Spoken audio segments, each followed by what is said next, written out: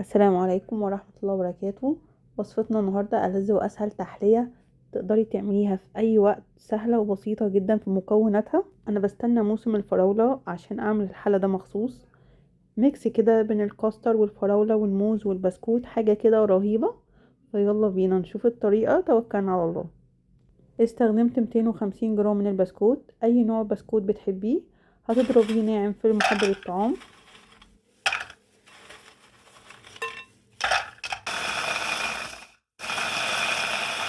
هتضربي الكمية كلها. النهاردة هعمله معاكم بطريقة مختلفة وميكس كده هيديكي طعم حلو قوي. هنضيف عليه 2 موزة، وهنزل عليه بربع كوب من الحليب. ممكن تحتاجي من ربع كوب لنص كوب من الحليب حسب قوام العجينة معاكي. احنا عايزين قوام العجينة يكون لين وطري في ايدك بحيث ان انتي تعرفي تشكليه.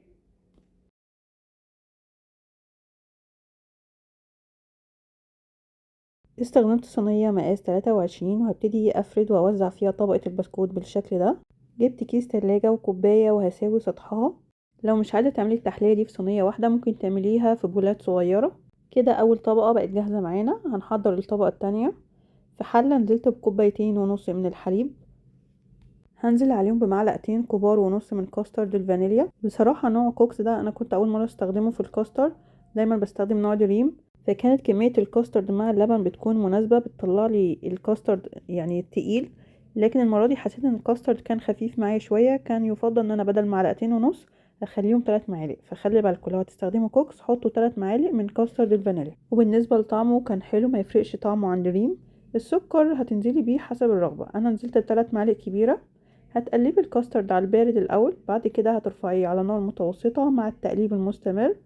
انا هنا حسيت ان هو لسه محتاج سكر فزودته كمان معلقة من السكر.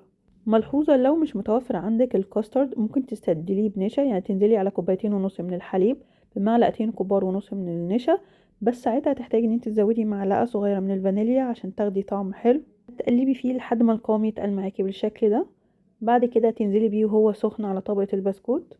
بتوزعي الكاسترد بالتساوي، حاولي الجوانب ما يبقاش فيها اي فراغات عشان لما نيجي ننزل بالطبقة التالتة الجيلي ما تنزلش على الطبقة اللي تحت. سيبي الطبقة دي لحد ما تبرد تماما وتسيبيها في التلاجة ساعة على الأقل.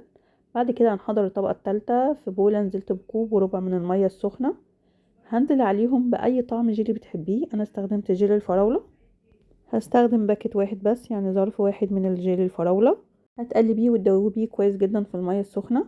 بعد كده هتسيبيه لحد ما يبرد تماما. طبقة الجيلي مش هينفع ننزل بيها على طبقة الكاسترد غير وهي باردة تماما. انا بصراحة بحب ميكس الفراولة مع الموز والبسكوت والكاسترد، فبستنى موسم الفراولة عشان اعمل التحلية دي. بس طبعا بعملها كتير باي نوع فاكهة تاني، ممكن تعمليها بالموز، ممكن نعملها بدون فاكهة خالص زي ما تحبوا. بتقطع الفراولة بالشكل اللي تحبيه. بعد كده هنبتدي نوزعها على طبقة الكاسترد بالشكل ده. وممكن مع الفراولة فوق تحطي موز كمان، بس انا استكفيت بالموز اللي في طبقة البسكوت. بعد كده تنزلي بالجيلي وحاولي تنزلي بيه فوق الفاكهة مش فوق طبقة الكاستر مباشرة، لان ممكن يبوظلك شكل طبقة الكاستر. وزي ما انتم ملاحظين انا بنزل بيه بالتدريج، مش بنزل بيه كله مرة واحدة. زي ما قلتلك بتسيبي الجيلي لحد ما يبرد تماما، مش بتسيبيه لحد ما يتماسك بس لحد ما يبرد تماما، لان لو الجيلي لسه سخن هيسيح طبقة الكاسترد والطبقتين هيدخلوا في بعض والشكل طبعا اللي انت عاملاه ده كله هيبوظ. بعد ما تنزلي بطبقة الجيلي هتسيبيها في التلاجة لحد ما تتماسك تماما، مش اقل من 4 ساعات. وبعد كده هتطلع معاكي تبقى متماسكة جدا، انت لو قلبتيها مش هتتقلب معاكي. من التحليات اللي لما بعملها اولادي بيفتحوا عليها التلاجة كل شوية وبيبقوا مستنيينها فارغ الصبر.